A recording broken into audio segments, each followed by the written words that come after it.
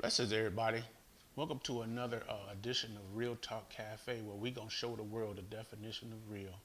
And I was just thinking about how much it's so important for people to come out and tell the truth, because the Bible said that you shall know the truth and the truth shall make you free.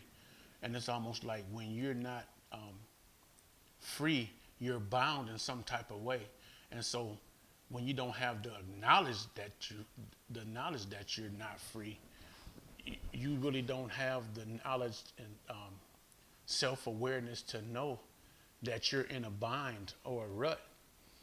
So it's like so many people have been hurt for so long they don't even recognize that they're hurt because it become a way of life. I think I said that in one of my other videos.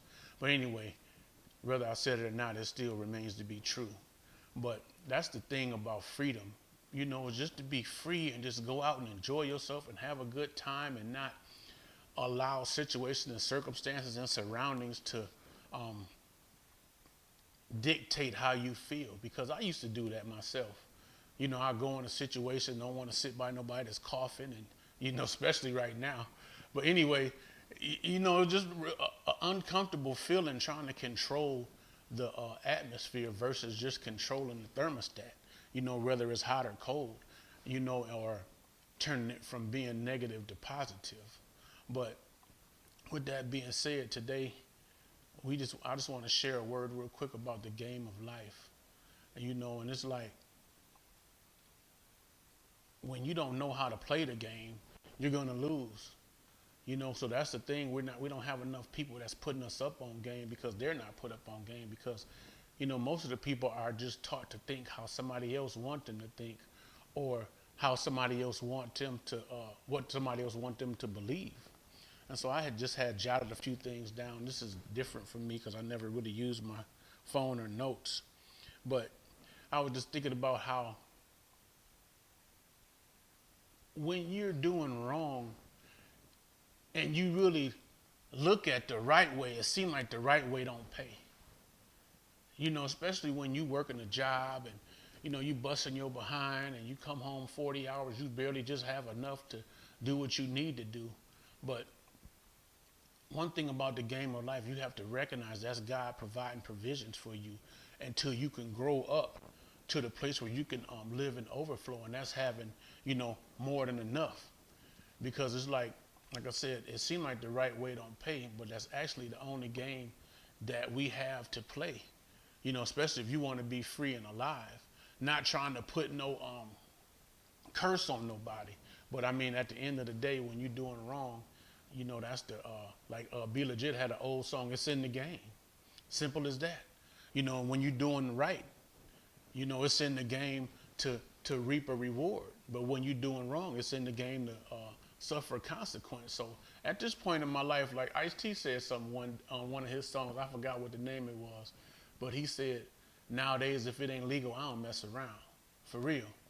I don't mess around with cats that's really don't care about nobody else's freedom. All they care about is what they're doing at that time. They get in your car or truck or whatever with dope and, not even make you aware, because a real friend wouldn't even put you in jeopardy. It's like I have friends that's on parole and stuff like that. And so I let them know, hey, look, I got this pistol up in this truck, so you might not want to ride with me, or I drop it off. And it's funny how sometimes you forget that you armed. I remember I went to drop some resources off at the prison, and I was gonna go visit one of my buddies at the other prison because Ionia has like 3 or 4 different prisons. So I speak at Michigan Reformatory, but I was about to go to Ionia Correctional Facility and see my buddy. I was like, I think I might better want to take my butt home since I got this pistol in this car, because that's just the right thing to do. So in the game of life, I'm looking to win, not lose or suffer no consequences. So I had to do what was right. And basically, you don't need common sense to come up to that conclusion. Some people might, but I didn't. So I got on that road and came on back home. But anyway, like the Bible says, be not weary in well doing, because in due season you shall reap if you faint not.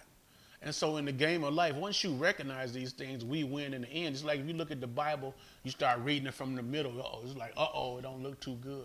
Most of the stories and the people that God uses, and I'm talking about the game of life now, but I'm going the biblical route. But in the game of life back in the biblical days, God is just basically giving us play by play and showing us how he used people that were least likely to be used or successful in doing what he had called them to do and live out the intended living that he had for them to live. And so, just like Abraham lied a couple times. You know, they said, hey, is that your wife? I'm like, no, that's my sister. So they took his wife and was getting ready to make, one of the kings was about to make her his wife, but then the king had a dream. And the dream showed him, like, this man's wife. So he went to Abraham, like, man, why you lie to me? You know, he's like, look, I thought you was going to, you know, which they were probably going to take her anyway. You know what I mean? But maybe not, because the king, he had a godly mindset. So he understood the game of life and he wanted to play to win. That's why he gave Abraham's wife back. But that's what Abraham was thinking. And that's in the game of life. We have to learn how to trust in God with all our heart and lean not to our own understanding. So therefore, we won't be given a scenario that's not even going to come to pass. So that's why it's so important to just tell the truth up front. So therefore, whatever consequences that this person don't want to abide by, that's on him. But in the end of the day, you plan to win, so that's why you tell the truth, so your conscience can be clear. And so the story goes on to where the man went on and blessed Abraham and, you know, gave him more than Abraham had. And he's like, you go on your merry way, man, you know. And so that's just one instance. But Abraham went through a lot, you know what I mean? Because the Bible said Abraham staggered not at the promises of God because he understood how God operated, you know, not fully knowing.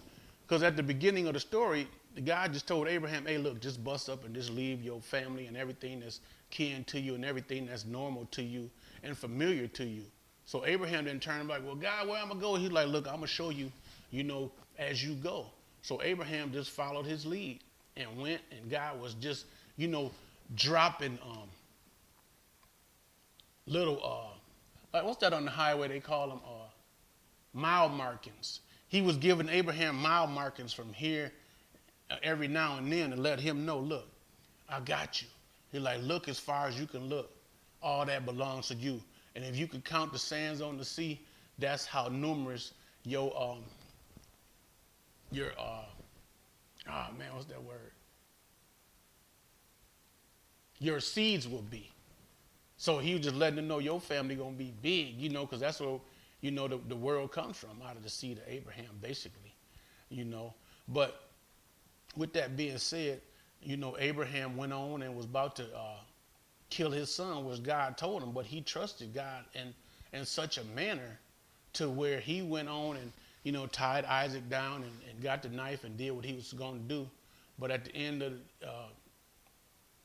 the story, you know, God told him, Abraham, stay your hand, don't kill him, you know, because he just wanted to see if Abraham was going to trust him. And so that's the thing that God really wants to do to us in the game of life, is to see if we really going to go through with what he intended for us to do.